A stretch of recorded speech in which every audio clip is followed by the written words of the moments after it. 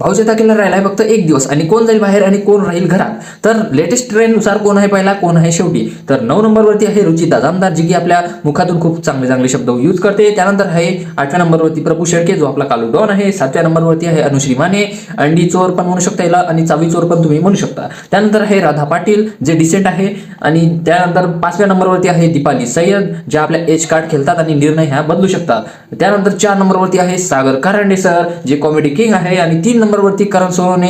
हा माणूस काही पण करू शकतो, हा माणूस तर काही पण करू शकतो, स्विमिंग पूल मधलं पाणीच पिऊ शकतो तर काही पण करू शकतो. त्यानंतर 2 नंबर आणि 1 नंबर मध्ये तगडी लढत होती पण इथे तगडी लढत मध्ये दिव्या शिंदे सरकार ही जिंकलेली आहे आणि पहिल्या नंबरचं स्थान तिने पटकावलं आहे आणि दुसऱ्या नंबरवरती आले आहे रोशन भजनकर.